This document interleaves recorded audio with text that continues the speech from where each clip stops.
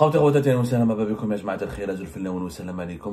que vous allez bien, j'espère que vous vous portez bien. Nous avons parlé tout à l'heure, aujourd'hui le 11 mai 2025, de ces révélations fracassantes, de ces accusations extrêmement graves colportées ou formulées ou adressées par une enquête journalistique publiée par le journal Le Dimanche, l'un des titres de la presse francophone, de la presse française hebdomadaire, les plus influents, les plus prestigieux et les plus lus de France.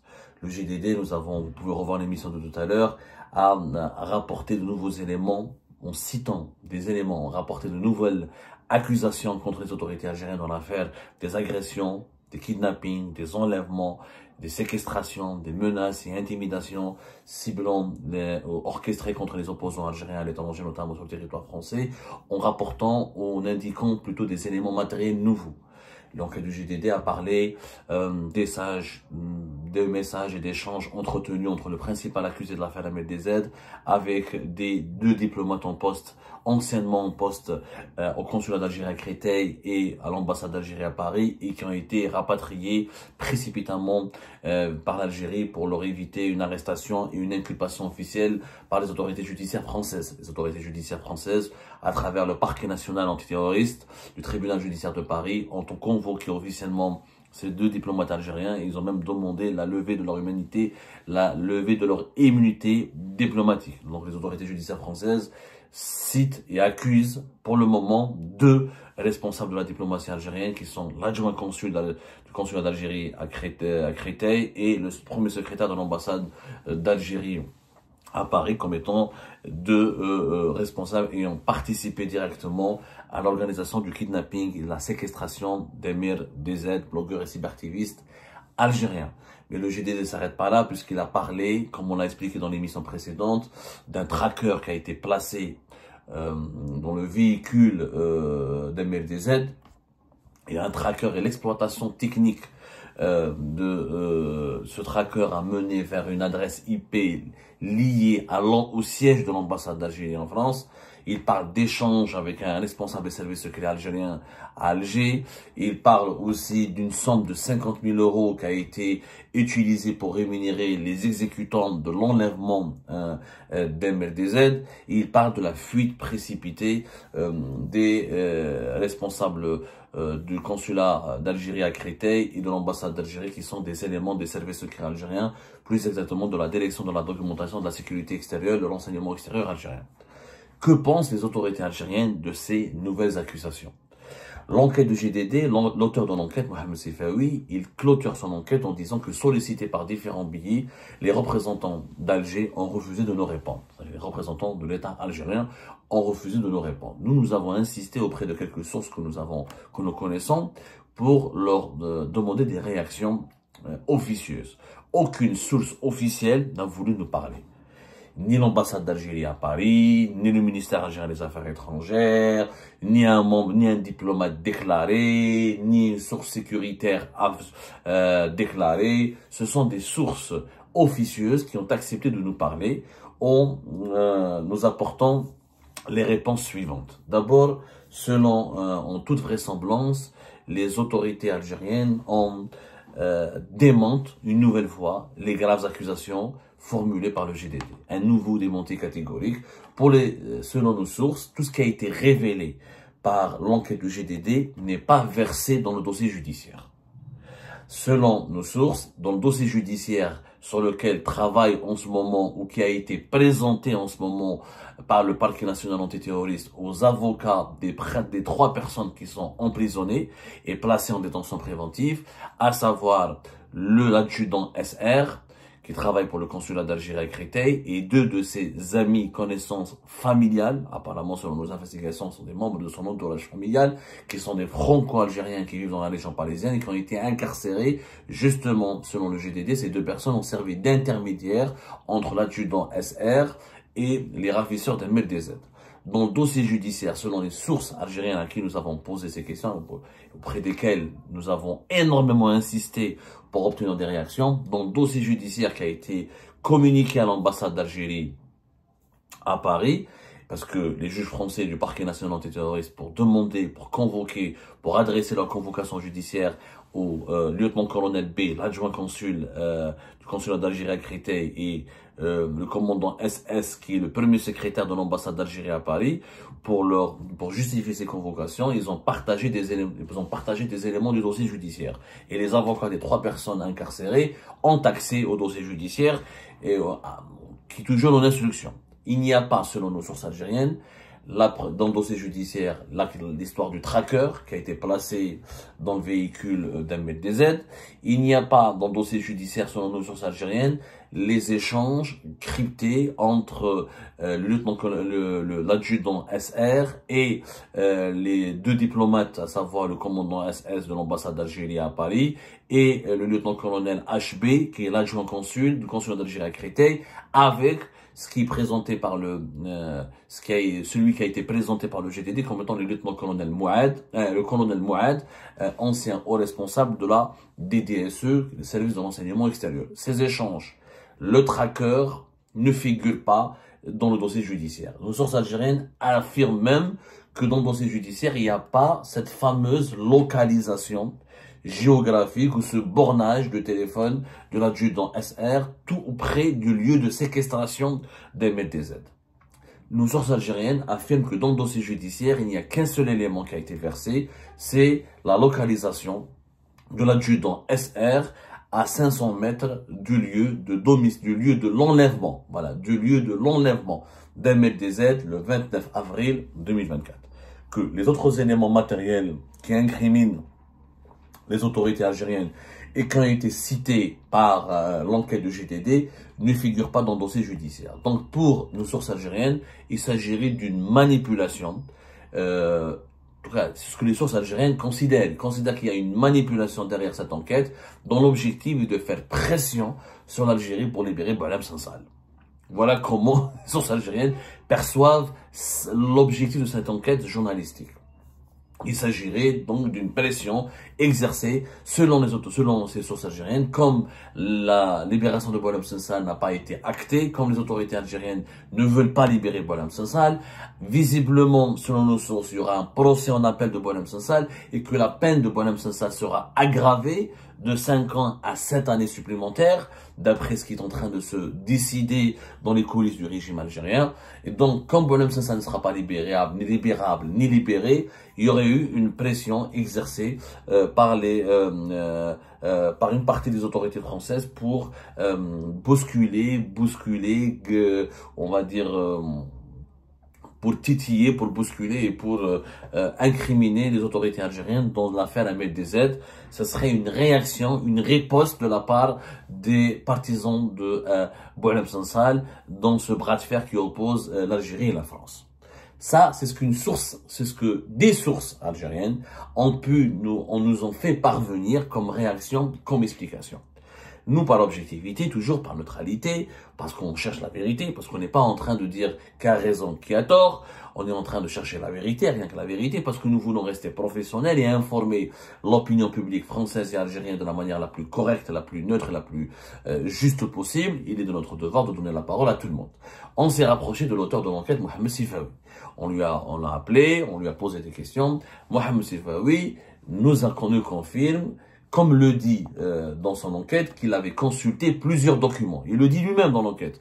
Plusieurs documents que nous avons pu consulter permettent de restituer les ramifications qui mènent jusqu'aux allées du pouvoir algérien. Il le dit dans son enquête, il nous l'a confirmé par déclaration, par des déclarations qui nous ont été réservées. On lui a posé la question, effectivement, il nous dit qu'il a accédé à des documents sécuritaires.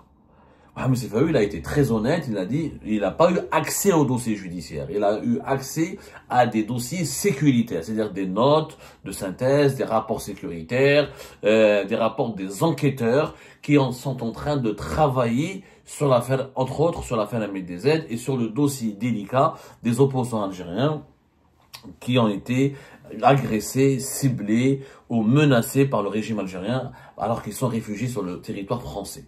Ce sont donc des documents sécuritaires, pas des documents judiciaires. Et selon l'auteur de l'enquête du GDD, Mohamed Sifawi, ces éléments qui ont été rapportés, ces éléments extrêmement graves, ces accusations sur lesquelles s'est appuyé l'auteur de l'enquête du GDD pour formuler ces graves accusations des autorités algériennes, n'ont pas encore été versées dans le dossier judiciaire. Pourquoi? Parce que l'exploitation technique d'un certain nombre de preuves, d'un certain nombre de matériaux, a fourni des conclusions que depuis une semaine.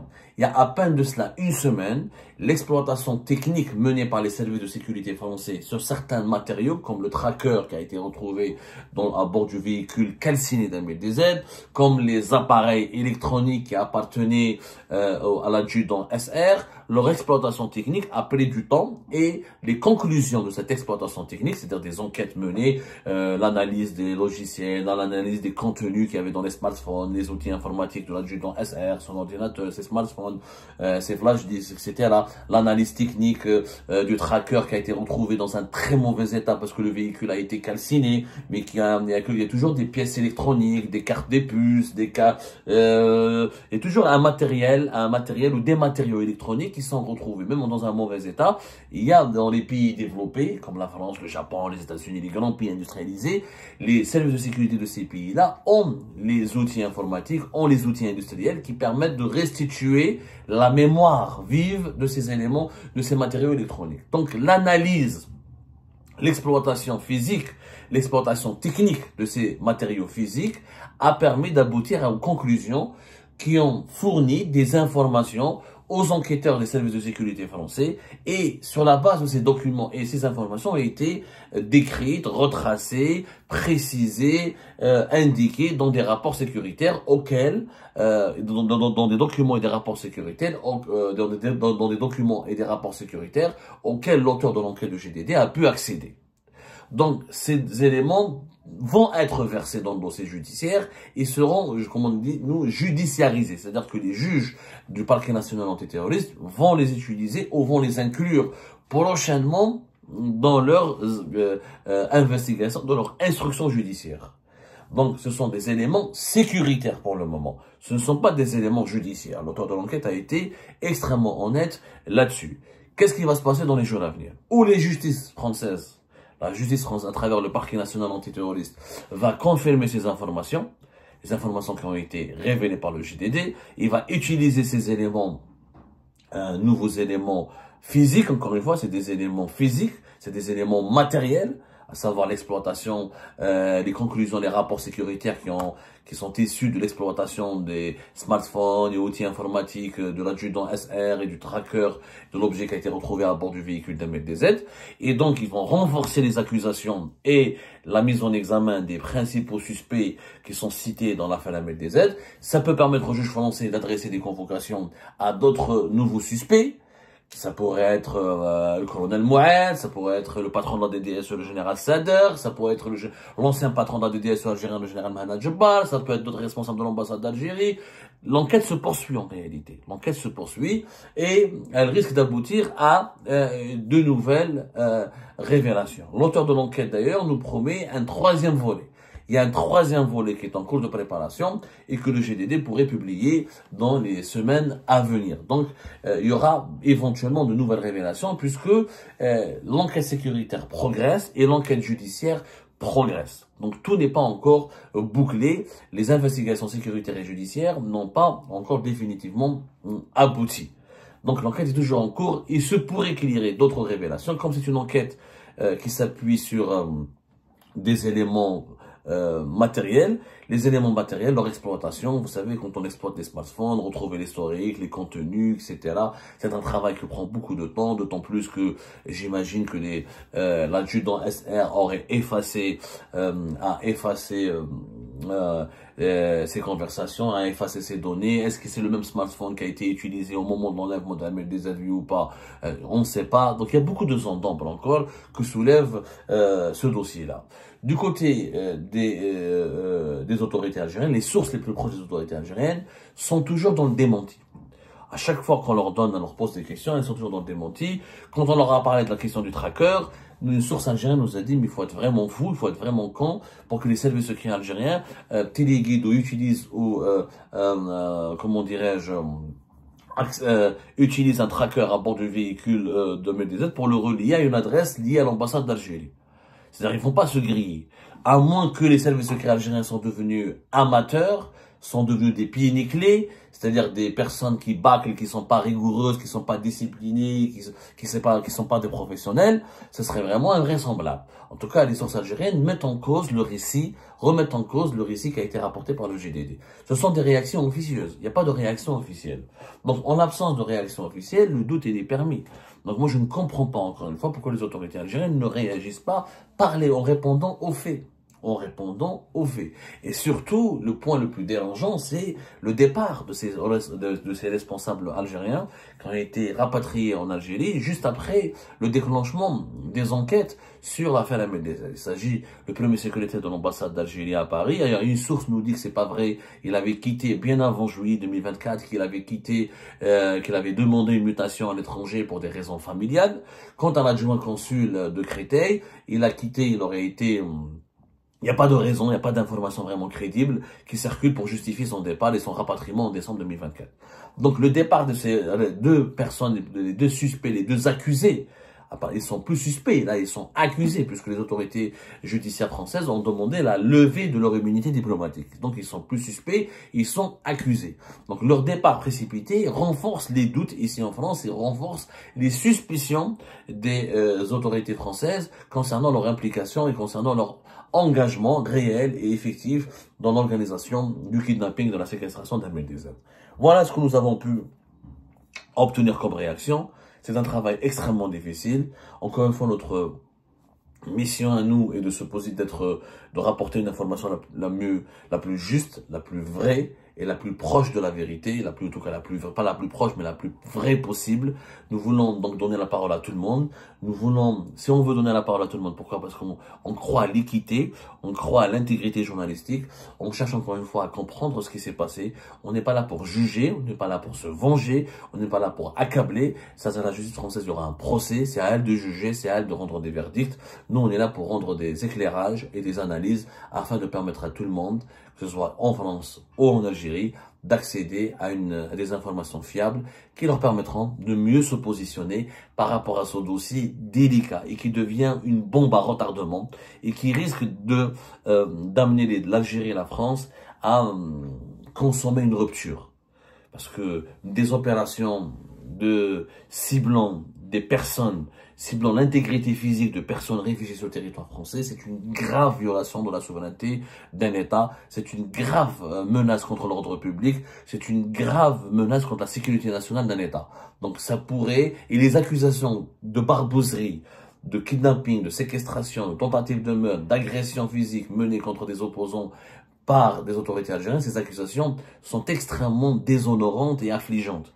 Les deux pays se rapprochent de plus en plus de la rupture s'il n'y a pas un processus de clarification de ces faits et si la vérité n'est pas dite de façon sereine et c'est les responsables de ces crimes et de ces délits, de ces crimes, c'est même pas des délits, c'est des crimes, agressés, menacés, intimidés, kidnappés, enlevés, ça c'est des crimes. Si les véritables responsables ne sont pas arrêtés et si la justice ne rend pas son verdict de la façon la plus équitable et la plus juste possible, les relations franco-algériennes vont être condamnées à connaître des périodes d'empoisonnement interminables. Donc ça fait vraiment peur. Rien n'est rassurant dans cette histoire. C'est un dossier extrêmement délicat. Les autorités algériennes, à mon avis, elles ont totalement tort de ne pas s'exprimer officiellement. Et leur silence, malheureusement, risque de confirmer le soupçon de complicité et de complicité tout court dans ces agissements criminels menés contre des opposants algériens à l'étranger. Rabbi Jibel Khair, que Dieu protège l'Algérie, que Dieu protège les Algériennes et les Algériens, et nous espérons que la justice française ira jusqu'au bout pour trouver la vérité, rien que la vérité, loin de toute instrumentalisation politique. Encore une fois, on se pose toujours, quand on nous pose la question, est-ce que l'affaire Ahmed Dezed est vraie ou pas, On nous dit, nous, je réponds toujours, est-ce que les juges français du parquet national antiterroriste se seraient aventurés à mettre en détention, à placer en détention 3 personnes s'il n'y avait pas des faits palpables, des preuves tangibles? La justice en France n'accepte pas l'instrumentalisation politique, n'accepte pas, comme l'a dit l'auteur de l'enquête, Mohamed Sifawi, les juges français ou les enquêteurs français qui travaillent sur cette enquête ne font pas, c'est pas pour ces beaux yeux qu'ils essayent, qu'ils vont accabler ou qu'ils voudraient accabler les autorités algériennes ou les responsables algériens. À un moment donné, il faut que la vérité triomphe, il faut que la vérité soit rendue publique pour que justice puisse être faite.